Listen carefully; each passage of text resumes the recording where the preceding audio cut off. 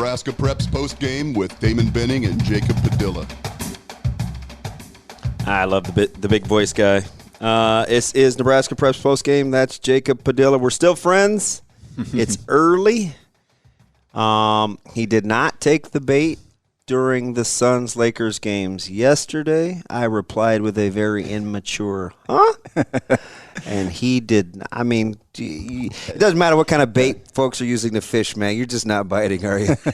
Hey, and I admit it was wishful thinking, that thought on that particular play. I can acknowledge something like that. Listen, and you know what's funny? Like, your reputation precedes you, because like when you're sharp and got it all buttoned up, you'll take a conversation into the night if you feel like it. But the fact you didn't say anything, it lightened me up. I was like, oh, he wasn't being like, he wasn't 100% serious or for real, because you're not afraid to clap back. Like, when you're right, you're going there. I got to wait till a little bit later in this series. We'll see where it stands next week. Maybe I'll show up decked out in my Suns gear or something like that. Got to see where we're at. After one game, I'm not getting too excited, but it was encouraging the way they played in that game for sure. So I'm not going to kid you. This is the hardest Laker team for me to like since the days of Eldon Campbell. I'm talking Scott, Eldon Campbell, like not Byron, Tony, Smith, I should say, not Scott. It's not a real likable group, in my opinion. So this one is tough for me. You enjoyed cheering on Smush Parker? That was tough. Sasha Vujovic, the pretty hair, Kobe taking off his shoes on the sidelines during the playoff game, that was hard. Hey, why are you bringing up old stuff? As soon as I think we get over the hump, you just pull me back in. Yeah, it is a little crazy to me, like that you're so much not a LeBron guy, and the fact that he's on your team and it's hard for you to enjoy it. Yeah, like as someone LeBron's been one of my favorite players in the league. Loved watching him play. And he's the kind of guy that I do like. Guys that do everything, great passers.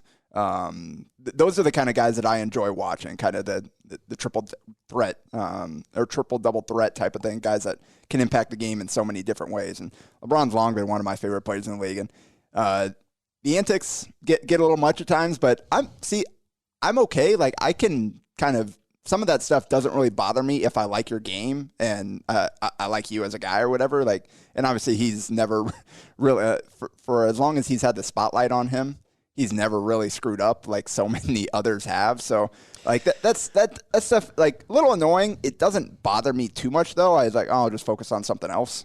Let me. So you're right, kind of. As good an ambassador as he's been for the game for so long, with very few off-the-court missteps.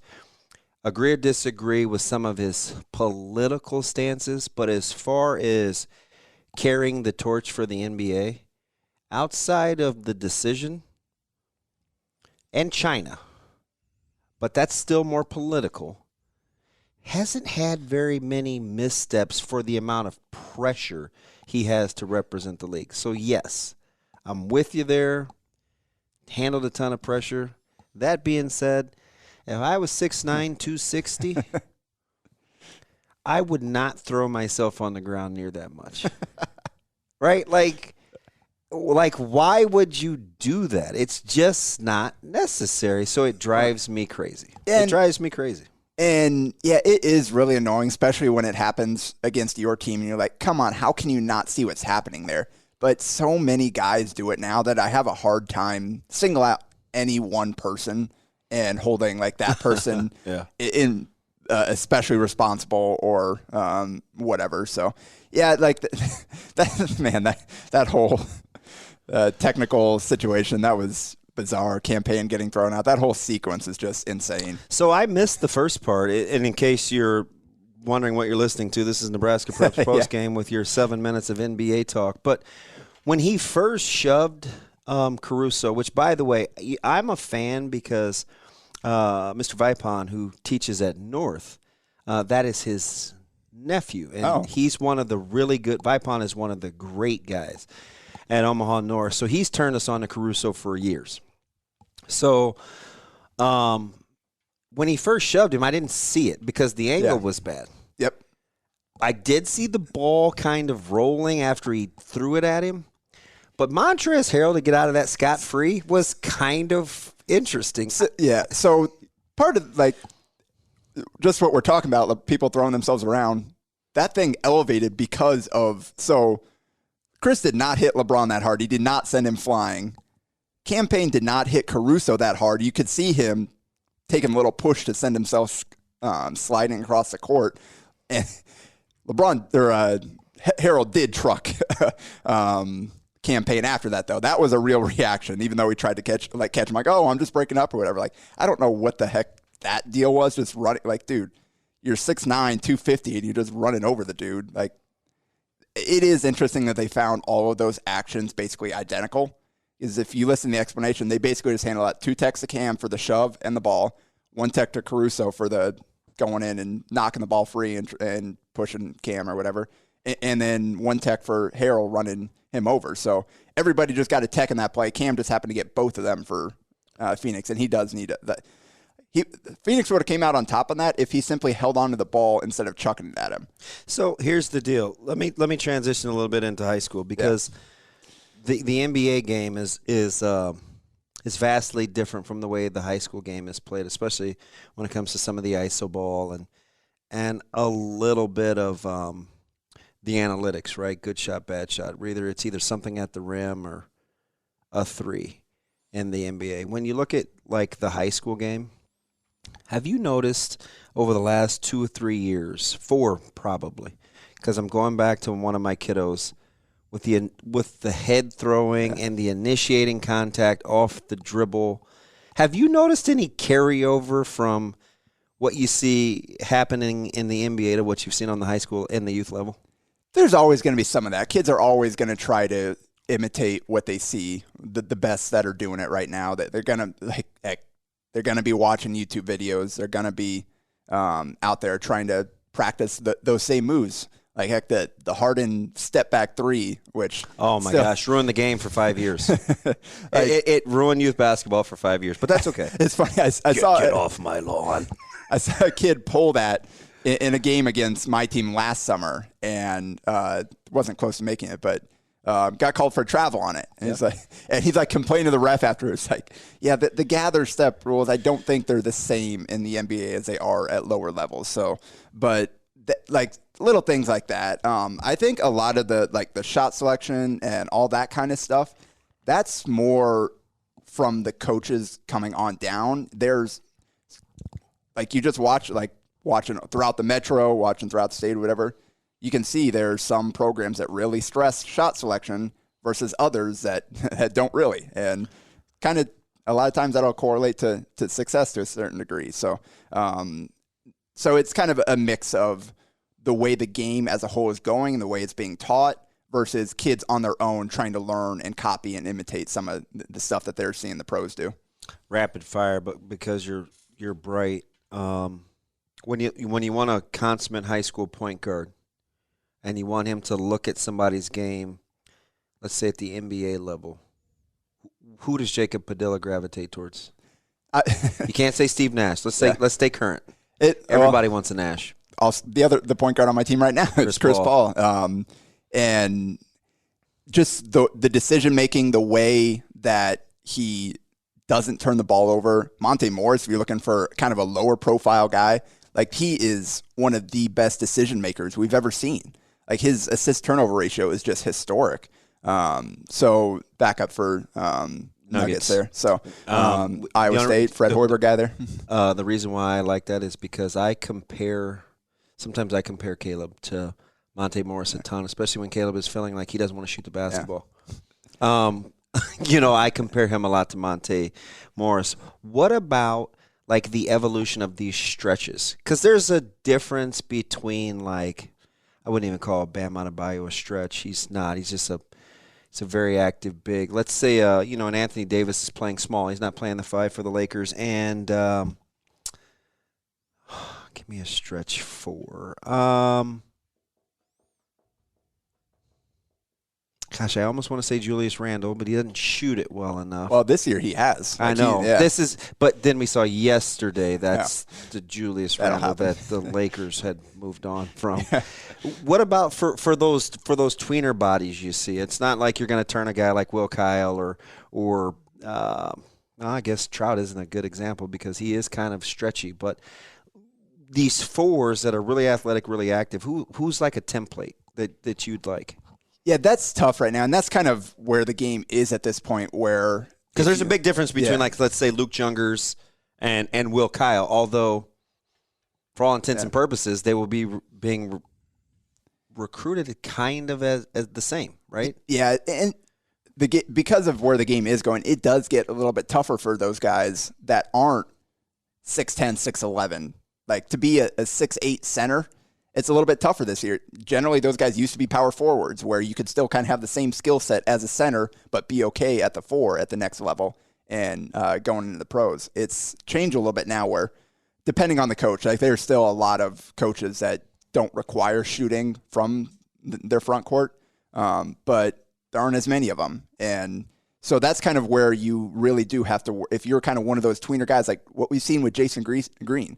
Throughout his whole career. Great call. He's the guy that stretchy 4, still needing an elite skill. Yeah, and so it's still a work in progress, but throughout his development, his family and he and his coaches, they didn't want to pigeonhole him into being a post. Yeah. They've had him handling the ball. They've had him working on the shot. Again, he still needs to kind of take that next leap to really excel at the next level in those roles, but they've given him the foundation to work off of because they saw the way the game was going and they understood that we don't want him to be, he's taller than all the other kids in his class at a younger age, but we don't want to pigeonhole him into having to be a 5 and not having the necessary skills to help himself succeed. So it is kind of tougher now, and that's why we do see, especially at the youth level, so much of, like I know this is big at OSA where it's positionless. Like a lot of the offense they run, a lot of the drills they do, everybody goes through everything. You still, like, if you've got good post players, you take advantage of that. You give them an opportunity to do what they do well. But when you're going through practice, everybody goes through the same drills. We play a lot of 4-out, a lot of 5-out type offense for all of our teams in the program for the most part. So that's kind of the way the game has shifted to trying to give those guys that are tweeners a better chance to succeed. Are you a ball screen guy or not a ball screen guy? So it's funny. I am, because Steve Nash, watching that coming up, that's why I fell in love with the game. I haven't really had kids that have been great with ball screens, though. Honestly, my brother's probably the best ball screen passer that I've had, and it was back in middle school when I was coaching him. So I always have a ball screen play within my offense to go to, and especially if team's got a big guy that don't think he can move very well, I'm calling that quite often. But never really had one where, all right, we're going to run spread pick and roll the whole game because that just hasn't really been the skill set of the guys that I've had. If you're a below the rim guy, let's get to Nebraska, right? I mean, Nebraska high school, because this is kind of what we've seen evolve over the last 4 or 5 years. And when I say below the rim, I mean like not a high flyer. I mean like a Josh Dix, who obviously has bounce. Yeah. Not getting into the particulars. A Tate Oddbody, guys like that. What are some non-negotiable skills you think that those guys got to have? I think a huge one is balance. When you're going to the rim, you're staying on balance. You're square to the rim. You're able to, so even if you have to contort your body, extend whatever, you're on balance so you can put up a makeable shot. That's the first thing. Like that, you see so many kids that kind of just fly at the rim out of control and throw stuff up hoping to get a foul call. You need to go to the rim, not expecting to get a call, put up a makeable shot. If you get a call, great. Use your body, kind of carve out that space. But I think that's huge. Is who's really balance. Good at that? Underappreciated because people get so mad at him because he plays so hard. But keeping it on the high school level, that's O'Malley. Yeah, and gets downhill, finds a way to finish. Good touch from Creighton Prep. Yeah. He's just crafty with the basketball around. And Josiah Dosler, too, has gotten really good at that. When his ability to take the contact, extend, finish, when he's got the space to work with and he's making good decisions, he's that that recruit look weekend we talked about way back, that first week against that Colorado Hawks game, he had like 4 or 5 and ones just because the change of speed, the acceleration, and the extend and finish, absorbing the contact of the body, carving out space to get that shot up. So and you mentioned Tate. Tate's got a really unique game with his ability to kind of extend and finish. So I'm obviously quite a bit older than you, but you're almost going to be in double-digit years. I've watched this for 21 years. It's hard to find a comp for Tate Oddbody. Oh, yeah. It is very hard to find a comp for him. People ask me about him all the time because Westside's getting a lot of run as a team next year. And by the way, I would make Bellevue West number 1. I would probably make Prep 2. I know that's not going to be popular. A lot of people like Westside. And then I'd probably make Westside 3. That would kind of be my preseason, just knowing what I know. We can get into that in a little bit. But I don't have a comp for him. He's a very good shooter. He defies analytics because of his mid-range game. People think those aren't good shots. But he's kind of like DeRozan or maybe a Kawhi Leonard where he makes a fair amount of 12 to 15 footers. He's the no, yes guy. I don't really have a comp for him. And he's one of the, like we were talking about, he was about his height in 6th grade or so. Like he was way ahead of the pack back then, and he was playing like a big over the last 3, 4, 5 years. He's really worked on developing those perimeter skills, and it's kind of resulted in a unique game. And because he's not lightning quick with the ball, not necessarily an advanced ball handler, but he's so good at, again, finding ways to get shots up around the basket and making it work. So there are a lot of guys that are like that, just kind of unique games. But that's kind of how I think of when I think of a guy like Landon Pokorski too. Like,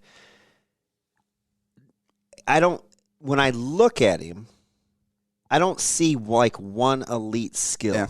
Right? Yeah. Not an elite ball handler, not an elite shooter. He used to have elite size and strength, but now he's the youngest on a high end of a totem pole at the high school level, but just very crafty, right? Like can find angles, he can play through contact.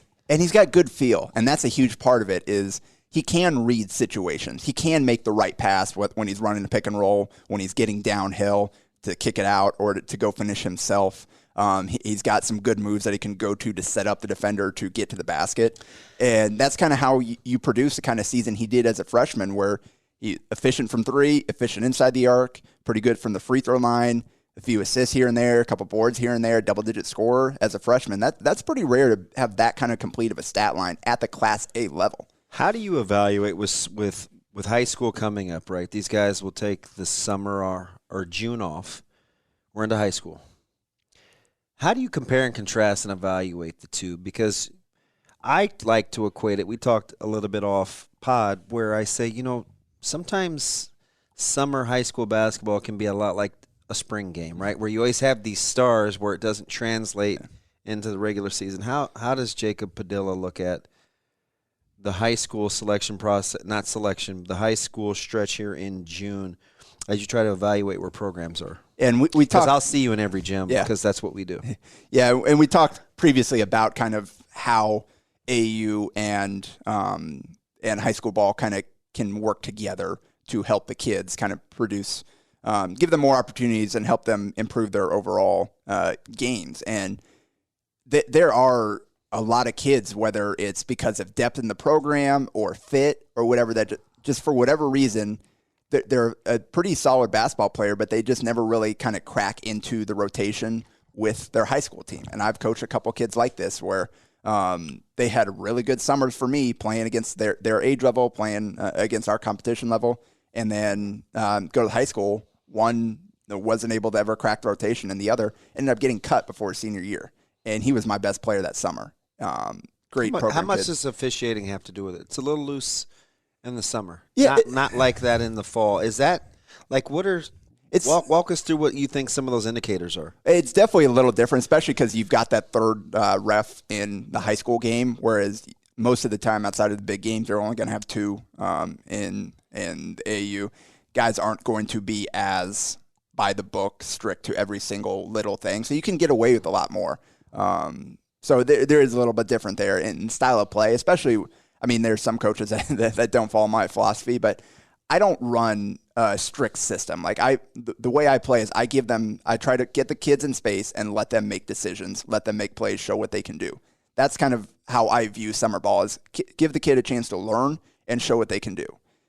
And be in the situation where they can make decisions and react live to what the defense is throwing at them and try to make the right play. High school, a lot of coaches are a lot more strict about their system running what they want you to do. There's a lot more control. Obviously, the shot clock discussion we've had kind of plays into that. It's going to be interesting in 2022 for if we do, in fact, get some guinea pigs. And you've got, 4 or 5 coaches on the bench, so each guy are looking at little different things. So, like, if one of the coaches, he messed up here, a lot of time the kids will get yanked. So, mentally, the high school game is so much different than summer ball, where you can just go out and play. And I think that's the biggest difference, is kind of the mental side of it versus just the overall talent, skill, ability side of it. If you could move one closer to the other, would you move summer closer to winter, or would you move winter closer to summer?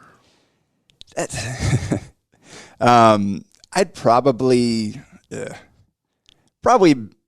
do a little bit of both, because there are extremes in both. I would probably move winter closer to summer. And that's I really would. If forced to choose, I would move that way. I like a little bit more free-flowing. I 100% agree with you. So that's kind of where I was going. I didn't necessarily want to say it because we know a lot of coaches who probably aren't going to agree with us. And that's fine. But that makes the world go round, right? Because if we all thought the same, there would be no growth. Yeah, and in both ways, there are extremes in both. There are a lot of AAU programs that match the stereotype. Then there are a lot that play good basketball, that teach the kids the right way. There's a lot of that out there. So it's not all the stereotypical run and gun, nobody's playing defense, all that kind of stuff. Then on high school, it's not all control freak coaches. There are some out there, but there are a lot of coaches that do, as long as you're doing your job, you do get to play a little bit. So it's kind of give and take there. Don't you, as a basketball guy, don't those extremes drive you crazy? Because listen, Izzo went through a stretch where they were grabbing the ball out of the rim. They were pushing tempo. They were pushing pace. They still were able to guard. North Carolina, top 10 almost every year in defensive efficiency, taking the ball out of the rim and pushing pace. You can play free-flowing and still guard if that's really how you coach. I mean, the team that everybody talks about, the 15s for Adidas, pretty free-flowing offense, but you cannot play if you don't guard. It doesn't have to be loosey-goosey, whistle never blows in the summer versus, okay, 3 officials, don't pass up a good shot to get a better shot. Give me, Norman Dale 5 passes. It doesn't have to be like that either. Exactly. And I think that's ultimately what we're trying to get towards. As a Hoosiers reference over there, Sasha, in case you were like, Norman Dale. Jacob's brothers, a lot like Jimmy Chitwood, Anyway. I actually did see Hoosiers for the first time, I think, during the quarantine pandemic period, all that. So listen, no judgment zone here. Your boy has still never seen Pulp Fiction. Nope. Start to finish. I just watched Caddyshack 3 years ago. Haven't seen it. Saw Fletch over Christmas break because one Gary Sharp held a gun to my head. I was 44 years old when I saw that movie. So listen, no judgment zone here. It's fine, man. We're busy. We like sports. That's exactly right. Most of the time, there's always some live sports on TV to watch, and hard to get back to TV and movies and stuff. For the coaches, how do you think, okay, so let's, whose feelings won't we hurt? Let's take Feakin, Gretna, right? Has played a couple of different ways. Yes. He has the guys. He'll play tempo. Doesn't have the guys. We saw him this year value almost every possession with the ball. We saw him, What year was that where they beat Platteview in the opener with Brady Hyman and they squeezed every possession? Well, the year before, they were getting up and down the court, right? So a guy like that can play a couple of different ways. How do you think these coaches should use summer to get them ready for the season? How much evaluating do you think you can do? That's kind of, I think, ultimately what coaches are trying to figure out. All right, where's the balance here between doing what we really want to do and not necessarily throwing everything out there and giving different guys chances? Because it is, I kind of liken Summer League to, say, like NBA preseason or whatever, where you're giving your starters a chance to get out there, let them play together, but then you're also bringing in these like street free agents, you're bringing in your rookies and giving them a chance to get out there and kind of get in the mix and show you what they can do. So you do have summer where guys that probably aren't going to end up playing a ton get a chance to play quite a bit, and then you can kind of learn, all right, where is this player at within his development? Is he a guy that we can count on for this year, or is he a guy that's going to be down the road? So that's again, we watch a ton. It is definitely educational to see these kids kind of where they're at, how they're playing together, but you can't necessarily draw too much from it because different programs have different levels of continuity from the season to the summer to the season. There are a lot of teams that have multi-sport kids, football kids that aren't out there versus others that have like their whole top 7 almost and are playing every summer event. I mean, we talked about kind of Millard South last summer. Even like Lance Rucker, they were fantastic in the summer. I watched them. They beat Bellevue West. They were playing at a really, really high level. It's really free flowing, and then they get off the kind of start that they did, and people are wondering if Coach Lucian forgot how to coach. And I'm like, and I would tell you they're very capable. Yeah. Then I watched them do a number on West Side right before they started district play, and lo and behold, they wind up in state. Like. Yeah. It's kind of weird like that. And sometimes it's as simple as confidence, where I think some of those guys, they were playing well, shots were falling down, they were feeling good during the summer. Shots didn't fall early in the year, and it kind of got to them. And it took a while for them to kind of find an offensive rhythm. A lot of those guys didn't shoot the ball as well as they're capable of. So that's a big part of it, too. And I think that's huge. That's a part of what summer can do for you. It can help you build up that confidence, especially if you're a younger player trying to break through and get into the mix to play at the varsity level. You go out there, you hit a couple shots here and there, you make a nice play, and you're feeling good about yourself. Like, okay, I can do this. And that is the kind of stuff that can carry over into the high school season, into whatever level you're going to end up playing. All right, 2 quick things because it's a podcast. We can go over time. We both agree with Auburn NC high school. I think we agree. I don't want to put words in your mouth. They're the fave. Yeah, I haven't looked at all the rosters. They're losing quite a bit with their 2 best players, but they've got some young guys too within their program. Obviously, the way he coaches. Who's the favorite in B? Oh boy, probably Scott. Honestly, I think even though they probably don't have the best individual player. Yes. But may have the best collection because there's a guy in Wahoo and there's a guy in Springfield, Platteview. Both those guys in Glock and Milliken are pretty good. Is Wahoo going back to B? I can't keep track. I think, right? Isn't that? I can't. They're bouncing back and forth. They were B 2 years ago. This past year they were C1 again. If it goes in dual schedules, then they may be back in C1. I thought they wanted to play B, but. And so, yes, I think the thing is, like, Plattview's got the best talent. They're losing Tyler Riley, who was a big piece. He was their second. He was the first part of the law firm. And so Alex Draper's coming back. He was only a sophomore. So they've got some young pieces, too. But it was Riley, Milliken, and Draper. That just sounded the best for the law firm. So even though Milliken was the man. You know you're going to get 25 to 30 out of Connor in any given game. Draper will give you 10 to 15. How many more points do you need, and where's that going to come from? Gosh, if he grows into that slight frame, could be a really good player. So they've definitely got a chance. And the fact that they were ahead of schedule here.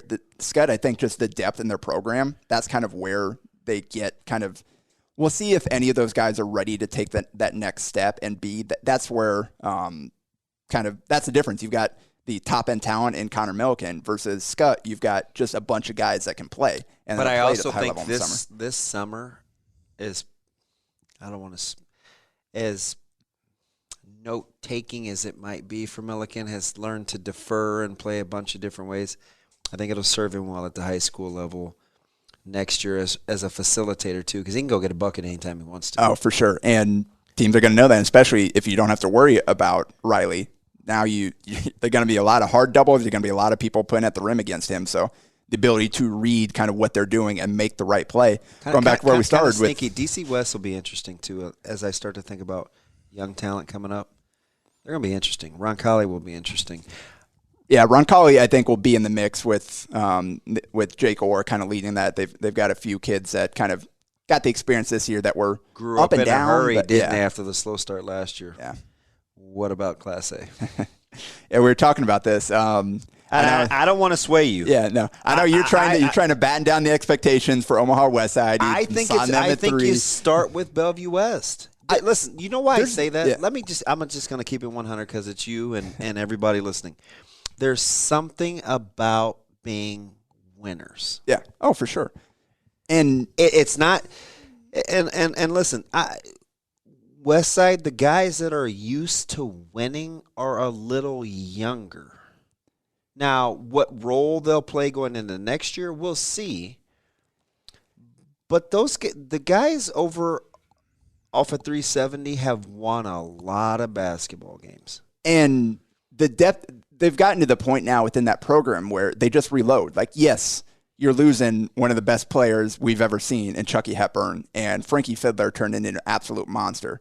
But all those other guys in that program, the young guys, the guys that are coming back, they've won too. They were right there along with it. Jackson, Will Kyle III, Evan Inselman. Josiah Dotes are kind of stepping back into that point guard role. They've got dudes. That's your preseason number one. And listen, and you know me. It's not like I'm not going to shy away from the competition. If I felt like it should be somebody other than Bellevue West, I would tell you. I think it's a little bit kind of like the discussion in college where Iowa was so highly ranked in the preseason because everything they brought back, whereas there's some other programs that weren't as high that ended up being really good because, well, they were kind of unknowns. Whereas Westside, they're bringing everybody back. Like you didn't lose a senior that actually played in the rotation.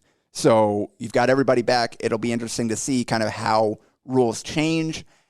Are you going to have somebody emerge to be that go-to guy? That's what they were missing last year. They can't. Westside can't run it back the way that they did a year ago and be better. And just assume that because they brought everybody back, they're going to get it done. It's not happening. Yes. Now, equally as important is Josiah Oatsler is going to have to learn to go back to being the primary ball handler and the distributor, right? Getting Stuvie involved, getting Jaden Jackson involved, making sure – William Kyle keeps you honest because you need post touches with those guys, and Inselman still gets those good looks. Like they got bodies, right? I mean, they got guys.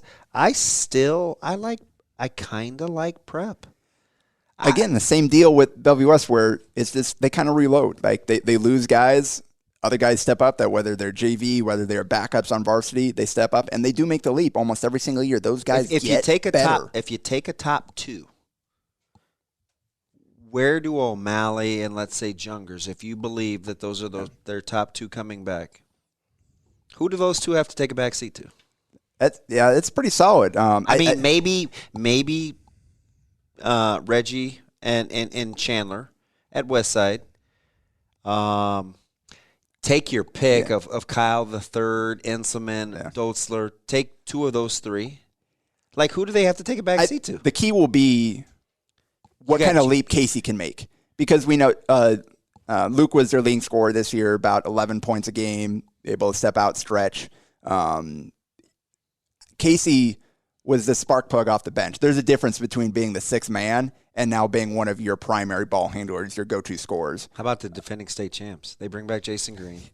You've got David. You've got Mosser. You've got a lot of guys in that program that have been chomping at the bit to play, but it's a lot. It reminds me a lot of Westside.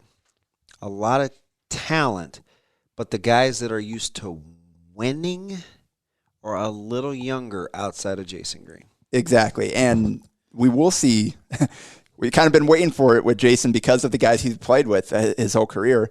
Now it's his chance to kind of step into that role and show, all right, have you made the leap? Are you really good in any one of these areas? Can you be the primary scorer? Because he's never really been that. He's been the utility guy because of the scoring around him. He's capable. He's so good defensively.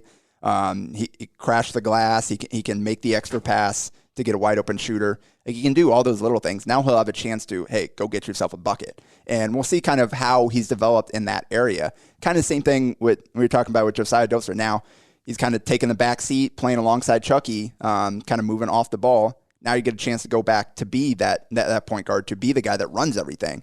Kind of how do you transition into that role? So it's going to be really interesting seeing so many different guys stepping into roles this year, because we were losing such a phenomenal 2021 class where guys have had roles for multiple years and been really good in it. And I also do believe you'll have 2 Lincoln teams for sure in the preseason top 10 with Southwest and Pius. I like Hastreiter at Pius.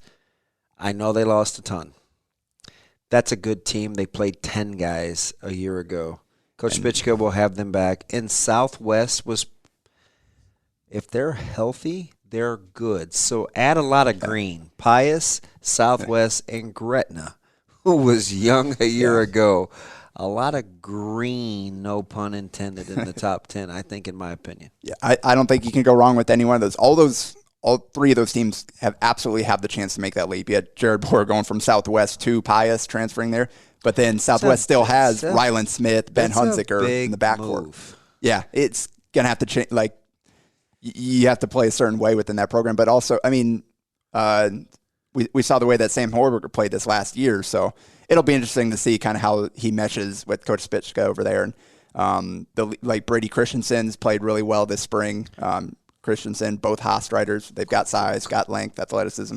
Quietly, Brady Christensen, one of the better multi-sport athletes. And how about this? If I had to buy some stock and I wanted to buy consistent, it may not yield a ton, but I'm not going to lose money.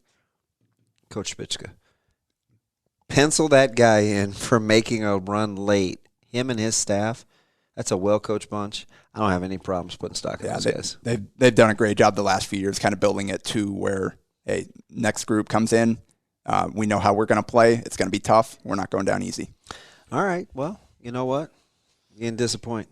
The man, the myth, the legend. We went NBA. We went a smidge of college. We went a ton of high school. We went rules, regulations. He's great at what he does. That's Jacob Padilla. I'm ODB. That's Sasha, making sure that we're really good behind the scenes and we're all sorts of buttoned up. Don't miss next week. We'll almost be to week 1 of high school summer basketball. Almost. A couple days away. Camps start for most schools on June 1st. That's Nebraska Preps Postgame. We'll be back next week. That's Jacob Padilla. I'm ODB. A Hurrdat Media Production.